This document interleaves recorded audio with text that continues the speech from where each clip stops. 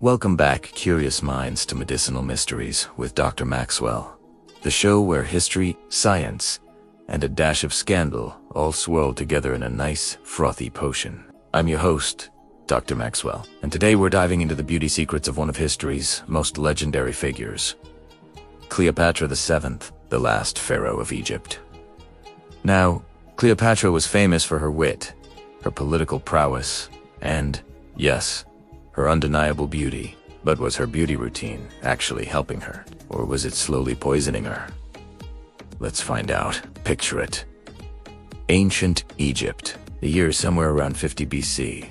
The Roman Republic is flexing its muscles across the Mediterranean. The Great Pyramids are already ancient wonders, and Cleopatra is sitting on her throne, looking absolutely fabulous, or at least fabulous by ancient standards. And here's the fun part. Cleopatra wasn't exactly shy about her beauty routines.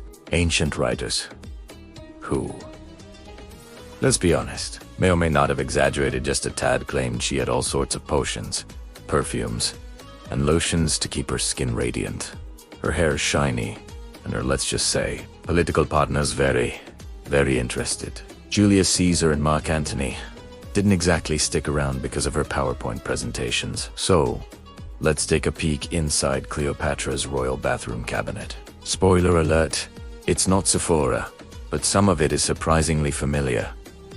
First up, the legendary milk baths. She reportedly bathed in donkey's milk. Sounds a little odd, right?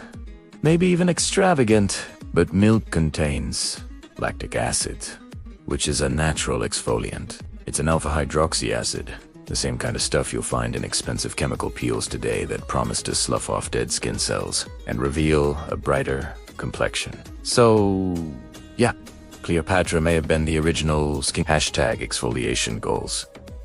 Next, she was known to slather honey on her face for glowing skin, and this one is a definite win for ancient wisdom. Honey is a natural humectant, meaning it draws moisture into the skin. It's also antibacterial and anti-inflammatory, which is why it's still used in some modern dermatology and wound care. It calms redness, fights off bacteria, and gives you a dewy glow. I don't recommend eating your face mask, but Cleopatra was definitely onto something here. 2 for 2 so far. Now for the iconic look, the kohl eyeliner. That famous, dramatic, dark eyeliner was a signature of ancient Egyptian style. Cleopatra's was made from galena, which is lead sulfide. Now, put in lead anywhere near your eyeballs. Not usually a great idea. We know today that lead is a potent neurotoxin. But here's the twist. Some recent scientific studies have suggested that in very low, non-lethal doses, these lead-based minerals might have stimulated the production of nitric oxide in the skin, which in turn boosted the immune system and helped prevent common eye infections. In a sandy, dusty environment like Egypt, where eye irritation was rampant, this could have been both fashion and function. Basically, toxic chic. She might have invented the smoky eye and heavy metal poisoning all in one go. She also used henna to dye her hair and nails, giving them a reddish-brown tint. This is a practice that's still popular across the world today. Natural henna is generally safe, but you have to be careful with the sketchy black henna some places use now, which often contains a chemical dye that can cause severe allergic reactions and chemical burns. Cleopatra, of course, would have had the pure, organic version. Lucky her. And let's not forget the fragrances. Cleopatra was a master of scent. She used perfumed oils made from things like rose, cinnamon, myrrh, and frankincense. She basically invented essential oils before your friend Karen started selling them on Facebook. She was said to have perfumed the sails of a royal barge so heavily that Mark Antony could smell her coming from shore. Some of these oils had legitimate antimicrobial properties, but in high concentrations, they could also be major skin irritants. So, therapeutic, but also a bit risky if you went heavy-handed with the application. Okay, here's where it gets really dicey. While some of her routines were genius, others were downright dangerous. Some historical records suggest that, like many women of the era, Cleopatra may have used whitening powders on her face to achieve a pale complexion, which was seen as a sign of nobility.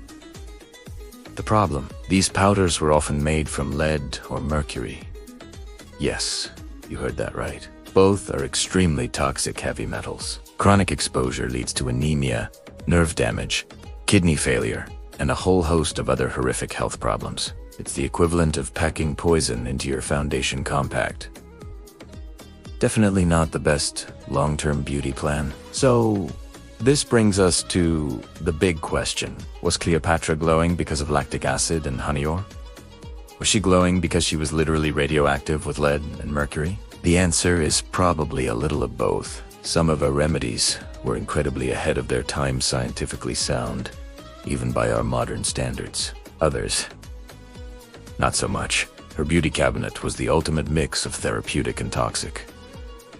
It's a fascinating look at the trial and error nature of ancient medicine. You have to wonder, did Cleopatra know she was slowly poisoning herself for the sake of beauty? Or did she just think, hey, if this makes my eyeliner pop and my skin look flawless, it's totally worth the headache. It's a powerful reminder that in the world of beauty, what's trendy today could be tomorrow's toxic scandal. Just think about all those products we used in the 80s and 90s that were later found to be harmful or carcinogenic. Cleopatra was just ahead of the curve. The very, very dangerous curve.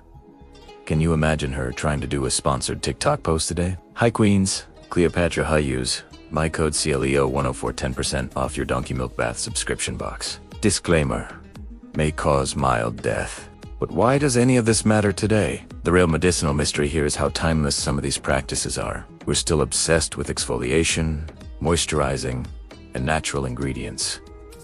Milk baths still a thing. Honey musks, definitely still a thing. Herbal and essential oils a massive industry. And thankfully, the lead and mercury. They've been banished from our makeup bags for good reason. Cleopatra's story shows how ancient science was this fascinating mashup of genius, natural remedies, and incredibly dangerous guesswork. And it's a great reminder for all of us.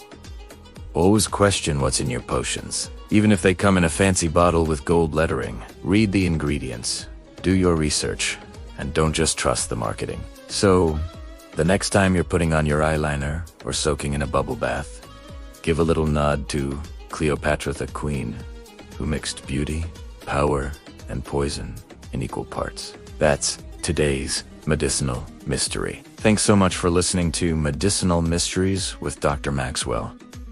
If you enjoyed this deep dive into Cleopatra's cosmetic case, don't forget to hit that subscribe button, share it with your fellow history buffs, and maybe leave a review. It really helps the channel grow and keeps the donkey milk flowing. Until next time, keep your potions curious and your mysteries medicinal.